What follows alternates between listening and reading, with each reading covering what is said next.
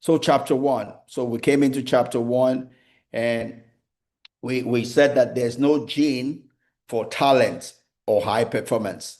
There's no specific genetics. Even though these people performed high in those places, there was nothing about their genes that differentiated them to perform there. It was the principles. It was the principles they abided by. It was the practice. It was the devotion. It was the mindset that made the difference. It wasn't that they had any special gene. There's no any special gene in Brazil for playing soccer. There's no special gene in Russia for playing lawn tennis. There's no special gene in South Korea for playing golf. There's no special gene in Kenya or Ethiopia for running. It's all about the principles, right? The practice, right? The system, the strategies, right? The imbibed. So we too can take those and apply it any other place, any other area of our lives, and it will work because there's no special gene. It's just a principle, strategy uh, that will take that works, right? So talent exists, but it exists everywhere, not just a few places, right? Success often lies in acknowledging that we have natural strengths and abilities that make us better equipped to excel at some things than others. So as much as we say there's no special gene, there are things that we're good for and the things we're not good for based on who we are, uh, our strengths and weaknesses. We all have strengths and weaknesses, right? And you're not going to judge a fish on running. Now, will you judge a monkey on swimming, right? That's not what they're created for.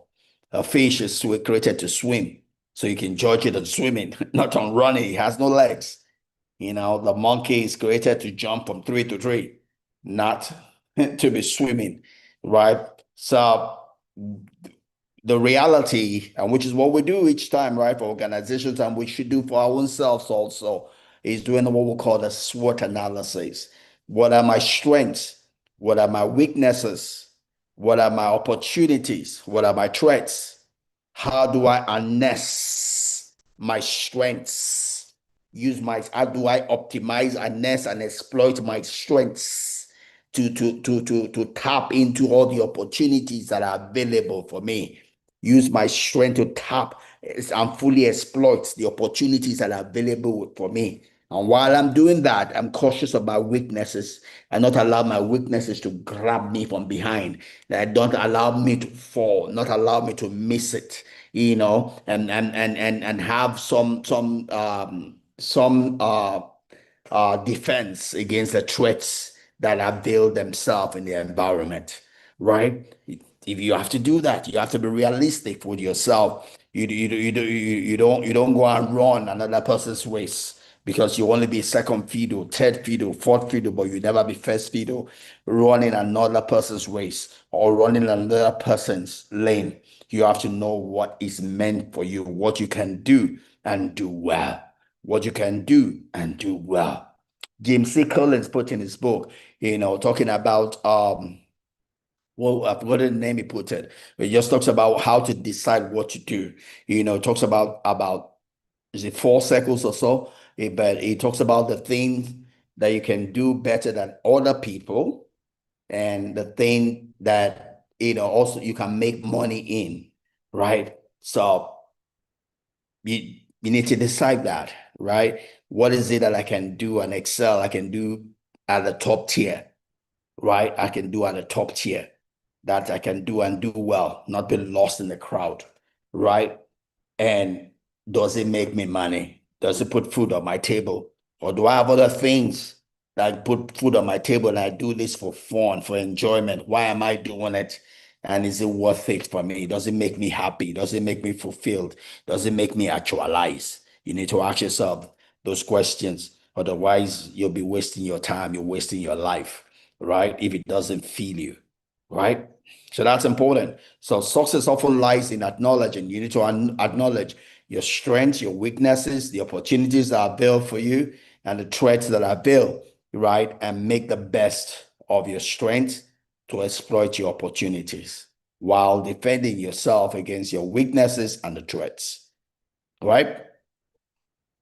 So everybody is a genius, but if you judge a fish by its ability to climb a tree, it will live its whole life believing that it is stupid, right? Because you're judging it on the wrong metrics, on the wrong characteristics, on the wrong lane, in the wrong field, right? It's important that you need to know who you are and be brutally honest to yourself about it, right?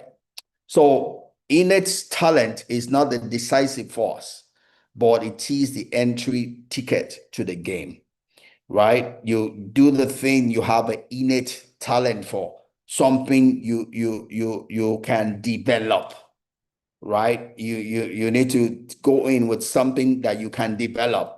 You have to bring something to the game. You have to bring something to the field, right? Don't go to anything empty, right? You need to, whatever you go into, you need to bring something to the field, something you can use to that you can develop. You can use to develop yourself, right? I went into farming here in 2021, never farmed before. But guess what? I had the money. With money, I could get people to do it for me. I had the commercial business sense, right? I was already teaching systems and how companies run, right? So even though I knew nothing about farming, I had the funds to get people, employ people that will learn to do it. I had the funds to get the land. And I knew how to set up businesses. I knew how to walk through people. And I could learn along with them. Also, farming was something that was learnable for me, right? And I had the time to do it, right? It wasn't the main thing putting food on my table. It was something I was building by the side, right? So I could do it, right? So you need to be brutally honest with yourself. Don't do things because everybody's doing it. Why are you doing it? Are you able to do it? How does it affect the other things you that in your life, right?